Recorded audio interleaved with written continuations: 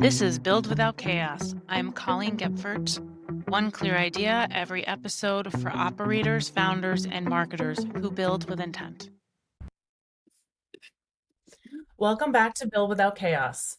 Today, I'm joined by Caryne Say, a thoughtful, seasoned marketing leader who's worked across high growth tech, social impact, and complex organizations. She's led large scale initiatives under serious pressure, built teams inside broken systems, and navigated environments where urgency was just assumed. But what I admire most about Caryne is how she's learned to lead differently. Through burnout, reflection, and rebuilding, she's come to recognize that urgency isn't a badge of honor and that discernment is a far more powerful tool. In this conversation, we talk about how Caryne's relationship to leadership has evolved, not just in how she lands, but in where she's chosen to lead. We dig into how her definition of success has changed, what she protects now, and what it really looks like to build something sustainable after you've outgrown the chaos. Caryne, I'm so glad you're here. Hi, how are you? I'm doing well. Thank you so much for having me. Yeah, of course. Well, why don't we start off? I'd love to hear a bit about your background in high growth tech and where that path has led you to today. Yeah, so I've been in tech for, I don't know, coming up to 2 decades now, 19 years under my belt, running B2B marketing functions for a lot of high growth brands, driving brand transformation, go to market execution. I've also done some marketplace businesses as well.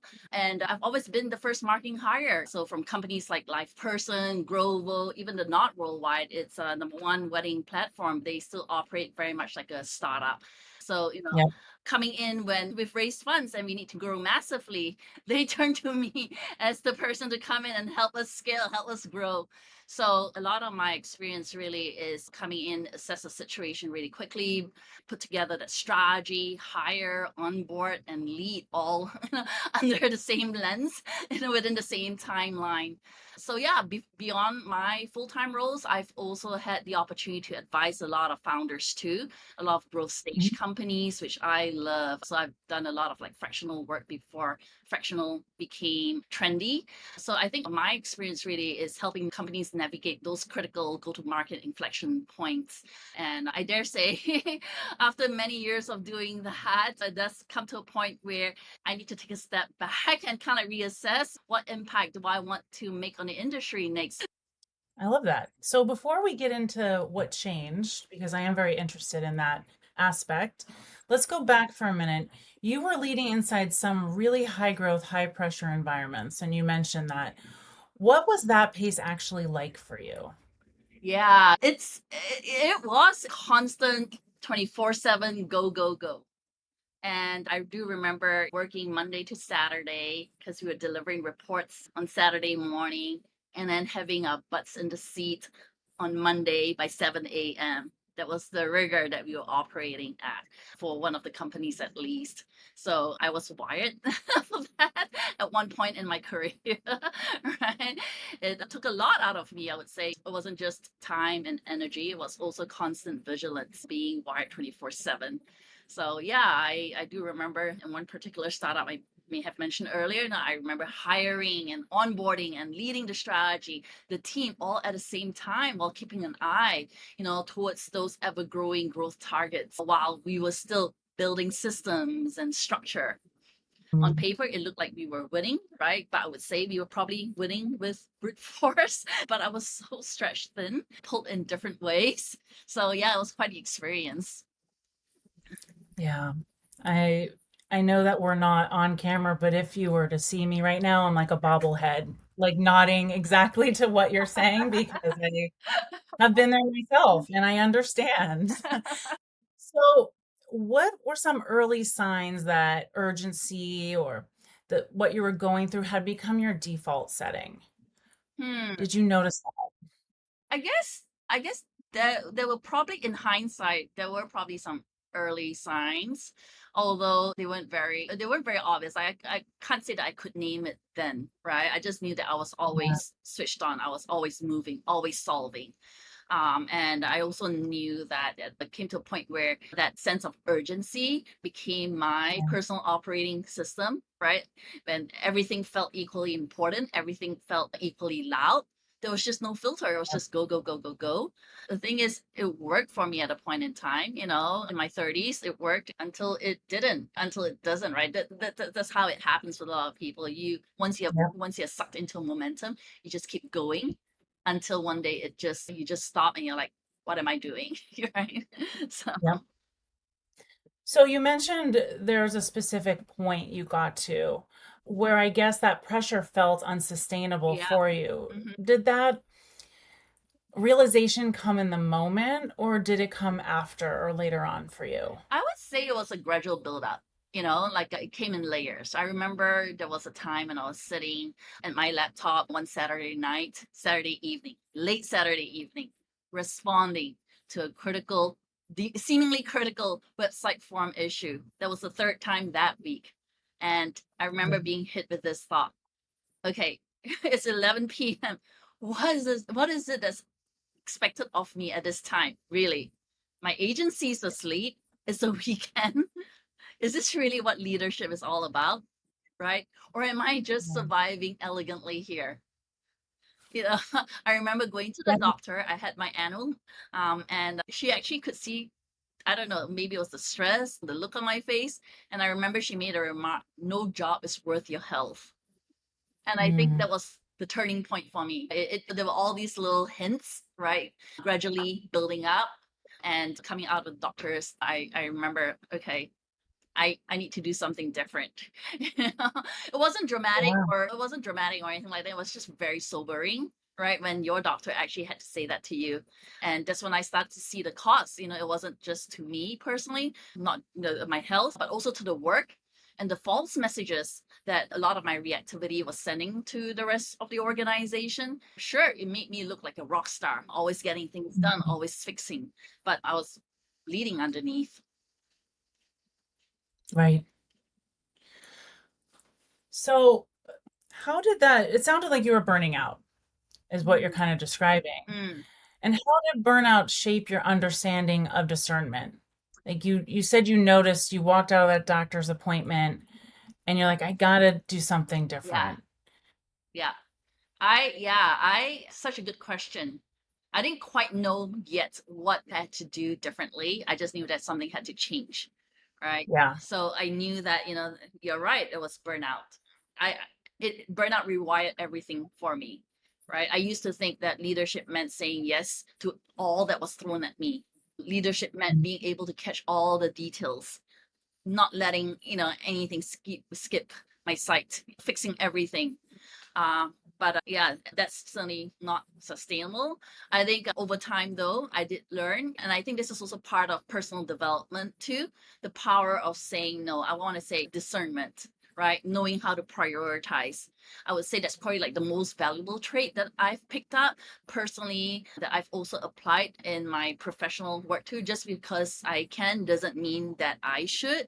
So I've learned to use a very simple rule. This is in a personally and at work too. Does my involvement in any one thing, or does any decision that's required of me, does that have any long-term consequences? And then at work, does it have any long-term consequences for cross-functional teams?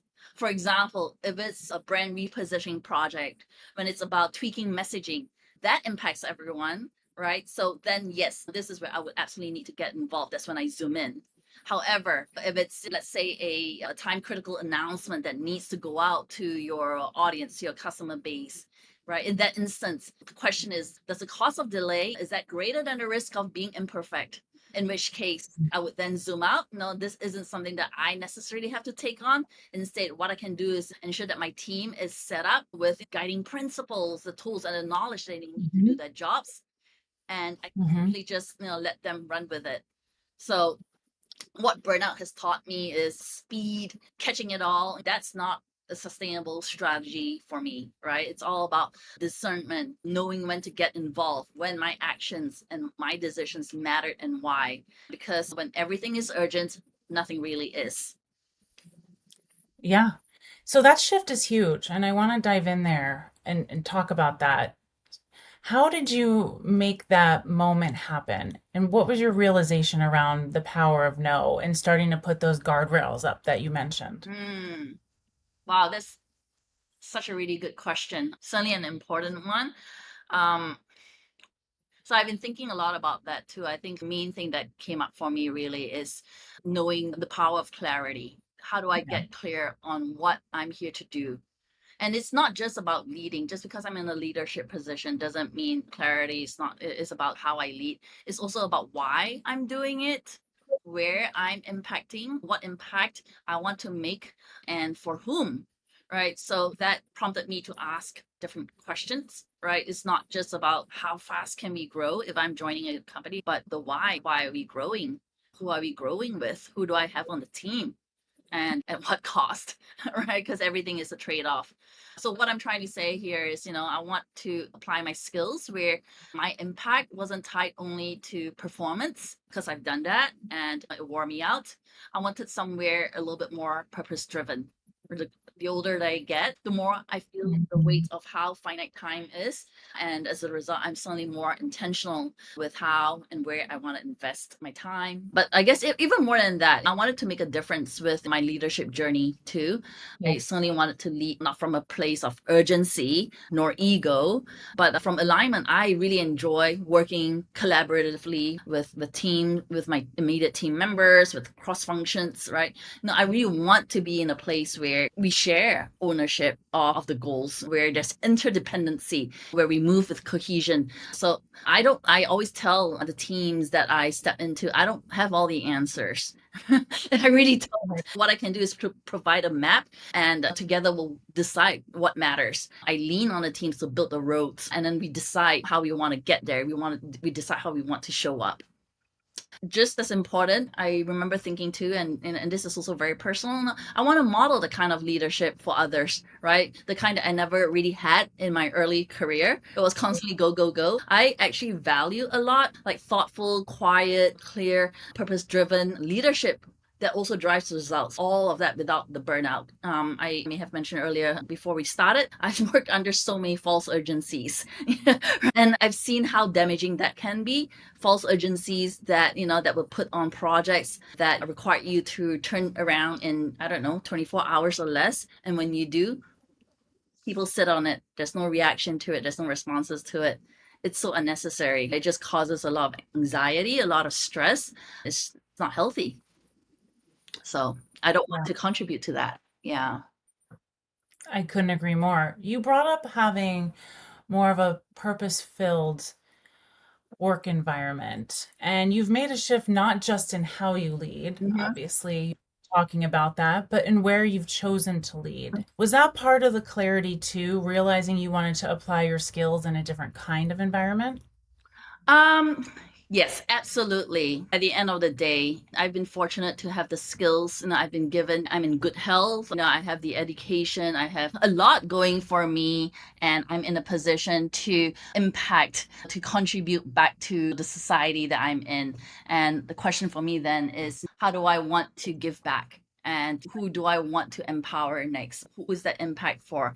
So yes, I love mission-driven environments. I love when there's a cause that I can get behind, a cause that aligns with my values, because I think ultimately when it comes to work, I know work pays the bills, but at the same time, I'm fortunate I'm at a stage in my life where work pays the bills and work also contributes to my sense of purpose, to my ability to also give back in a meaningful way. What helped you start to lead differently internally and externally? Yeah, I think certainly a big one for me is when I stop reacting to things and I start reminding myself I'm not a robot. I'm not designed to execute with no flaws 24/7. I really had to internalize what leadership meant to me. I think it all starts with ourselves too. Before you can lead your team, you have to be able to lead yourself. So how am I going to lead myself to the next stage of my growth and get super clear about my intention, my approach, how I want to show up, and then within the team environment too, what my role is to my team members, to my partners, right? So once I got into that habit of really dialing down on my purpose, on my whys, also getting into a habit of questioning when my presence actually adds value and when I was actually stepping in and out of seemingly urgent requests out of fear or habit. I think that internal shift was huge for me, just knowing exactly why I'm getting involved and if my getting involved was going to add value, or is it just because that's the default setting? Yeah. So, Sorry, go ahead. no, go ahead. I was just gonna say, you and I talked about a project that you've worked on. I think you called it the Second Chances Job Fair. I'd love for you to walk our listeners through that project and what changed in how you approach structure and collaboration that was different than the past. Yeah. So this was actually very recent. The Second Chances Job Fair, that's a nationwide initiative, 12 job fairs, all to take place on the one same day, serving second chance job seekers. So we would partner up with churches to host these job fairs, and then we'll have corporate sponsors, employers who would come in and set up the booths and offer employment to job seekers. So when I stepped into that initiative, it was chaos. There was no unified strategy, no project management, broken backend systems, and very frustrated teams, and teams that were running around with no clear direction on how to execute on this. Everything from registration flows to print production was disconnected. It was just duct taped together. So instead of pushing through, I had to pause. So this is an example of where I don't just have to run forward, right? And execute immediately. I really had to pause. Time was tight, but this was the right time to actually, all right, let's take a beat and let's assess this together. So this is where I broke open the project, brought in the right people into the room, asked the hard questions, and then through that, eliminate busy work, rework the strategy and the project plan altogether with more clarity, getting alignment on what exactly needed to happen. I think what mattered here is we anticipated tech issues, audited our workflows, baked in contingency plans, and this wouldn't have happened had I not involved legacy teams who were initially not part of the project. So we're not striving for perfection here. It was about building something resilient that could take us through the actual job fair, the day of the job fair itself. So it was that shift from just reacting to intentionally structuring and involving people, being collaborative in the actions and the decisions for the program. I think that was what changed everything. From fragmented ownership, people felt ownership for the project. People felt empowered. They were not overwhelmed. They were not lost. So I think it's really important. Again, leadership is not about just that one person leading the charter. It's really about the ability to also divide and conquer and create leaders under you rather than just followers. So yeah, through that approach on the event day itself, we had all 12 job fairs running very smoothly. I felt that we truly met the moment. We were able to prove what was possible when there's structure in place, when there's collaboration, where again, there's clarity across the board on what needed to happen. Roles and responsibilities are all mapped out clearly. I love that example because what I'm hearing is that instead of operating from a place of urgency, just get it done, Yeah.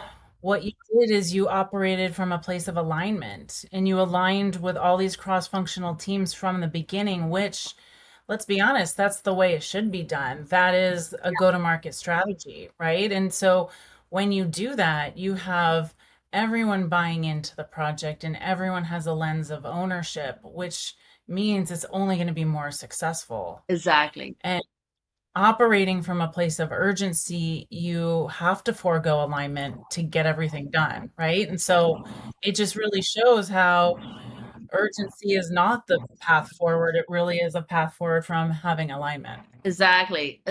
Creating the alignment and then recognizing urgency isn't always a fire that we needed to put out, right? It's often poor planning in disguise.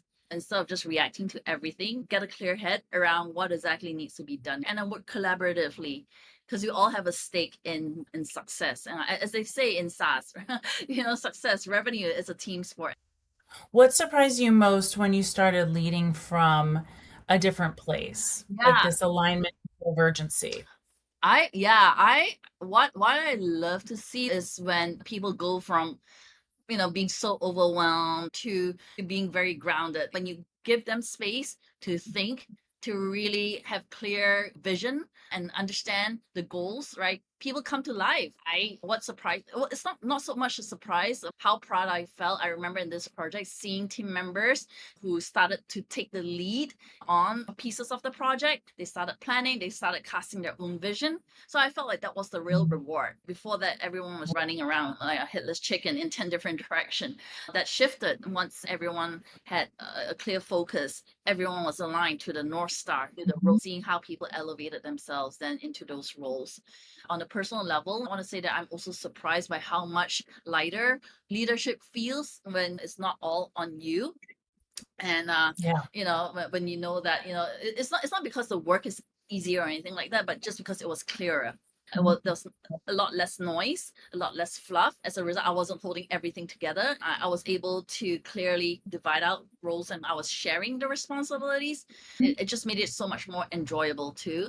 So I feel like that's what real leadership should look like to me going forward, not always on hair on fire and cortisol levels spiking sky high. So, Waking up in the middle of the night thinking, oh no, did that email go out? Yeah, I've been there too. yes, exactly. So So, you lived through burnout, rebuilt your approach, and now you're in a different rhythm. So what does leadership feel like at this stage? What's shifted in how you move through your work now? yeah, I love this question. I'm glad that you're talking about this. I do like peaceful leadership, to be honest. It's just more grounded, I would say. I feel like I don't have to be in every room. For example, I don't say yes by default. I've stopped chasing every detail, fixing everything, because as we know, that's not where real impact lives. It's not in the noise. Right. So what's shifted really is I no longer see leadership as carrying the weight. I want to bring it back to a quote. Actually, this is a quote that when I stumbled upon it, it just opened up my eyes. I'm trying to pronounce it. It's French. Antoine de this sounds exuberant. I'm probably messing it up. So I have it written here. If you want to build a ship, don't drum up people to collect wood and assign tasks. Teach them to long for the vast and endless sea. Right. So that's really been So vision. inspiring. It's Yeah. just been inspiring to me. It's all about creating leaders, not followers, not doing for the sake of doing. And it's all about helping your team see what you see, showing them what their presence makes possible, and being clear. I, as a leader, don't have all the answers. Instead, I can cast a vision. I can give you a map. I can let you build. But I lean on you to build the road as I create the conditions for your best work to come to life. So you want to make them want it. So it's not all Yeah. on you to carry that weight through. Yeah. And that goes back to alignment. I love that. So what feels non-negotiable to you now? Yeah, a couple of non-negotiables. I would say space. I think everyone needs space to think. We need space to coach, to talk things through. We need space to design with intention, because I mentioned earlier, breakthroughs don't happen in the noise. It's really in those quiet moments, protecting the conditions that let good work happen. I think it's not just about time or headspace. It's really important for people to be able to see the vision and understand the why behind the work, especially if you're working with creatives, which I have been more recently, videographers, artists, creators, copywriters. I think they are not marketing ops people. Yes. So They have more of a creative brain. yes, Yes. exactly. You can't just switch them on and expect them to deliver. They really need to feel that Right. work. So I think space, the clarity, the coherence, the alignment, and then creating the right conditions for them to do the best. I think those are certainly non-negotiable as a leader. It's also, I think, marketing 101, or I have to say, one of the reasons why I got into marketing, really being able to explain the vision in a way that people feel it. I mean, that is really what we do. Mm-hmm. So it's coming back to the basics. Mm-hmm. So for someone listening who's just starting to sense that their current way isn't sustainable, what would you want them to hear? So you don't have to earn your value by over functioning. Slowing down isn't quitting, it's not weakness. That's how you actually lead, by showing thought and care to the work that you're putting out there. There's strength in asking, is this still working? Is this working for us? That question alone, I think, can open up a lot of doors. It's what protects a team, it's what protects you. If you don't know what you're working towards, it makes it really difficult for you to be able to cast that vision and direct your team in the right direction. So we're coming towards the end, but I do have a few more questions that I think people listening would love to know. You've done a lot of reflecting and reshaping. That's obvious in our conversation. Even after all that, is there a part of your leadership evolution that still surprises you? Yeah, I would say how much easier it gets when I let go. I remind myself a good leader isn't one who carries it all or proves it all. It's one who knows how to release that control, and it's one who focuses instead on casting that vision, on establishing that clarity, the structure, the one who's also coaching and mentoring and aligning work back to the vision, to goals. I think those are powerful moves that unlock a lot of impactful work. So I've seen it firsthand. Once that's in place, how the team lights up, they move faster, and they actually give more. I actually have people tell me, wow, this is great. This is work that makes me want to like stay up at night, and create. Wow. I'm like, no, no, no, that's the opposite effect. But I hear them, they're more inspired when they see the presence in making things happen. And then personally too, I feel that I get more space back in return. And as it turns out, the pressure I was feeling wasn't the work in and of itself. It really was the way I was holding it. So letting all Yeah. that go suddenly comes with benefits, makes it so much easier to let go. So if you could speak to the earlier version of yourself, the one that was at the beginning of your career, over functioning, saying yes to everything, what would you say now? What's some advice? I would say slow down. You don't have to run faster, and you don't have to know it all to be valuable. And I actually am still telling myself that because I tend to speak quickly, I tend to think quickly. So I would say that's certainly something that I'm still practicing. And then clarify too if it's truly urgent. And then just trust that clarity will do more for your team than speed ever will. You mentioned groundedness. Is there any sort of ritual or structure you have in place to make sure you stay grounded through all this? I would say there are a lot of tips and tricks that I've been picking up. For example, breathing techniques are one. There's different breathing techniques that help you stay grounded too, rather than just reacting from gut. I would also Right. say making a habit of pausing before responding, right? Again, Yes. refraining from offering quick answers. And just because you've heard similar questions before doesn't mean that you can automatically jump in and respond to it. I would say some of those things that have helped me to stay grounded. Also, just have the courage to give space to silence. I think sometimes we get a little awkward when there's too long of a silence, but Yes. I think silence is powerful. It shows that you're thinking, it shows that you're reflecting, you're giving time to your audience to also think through what you've shared, giving time to yourself Mhm. to reframe your thoughts.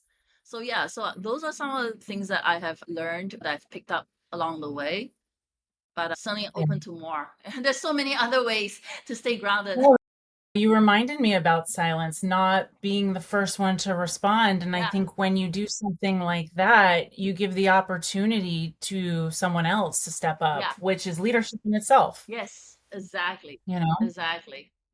Yeah.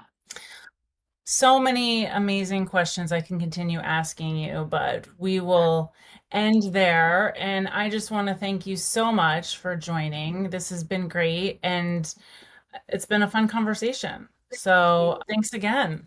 Thank you. Yeah. Uh, All right, and we will see everyone next episode.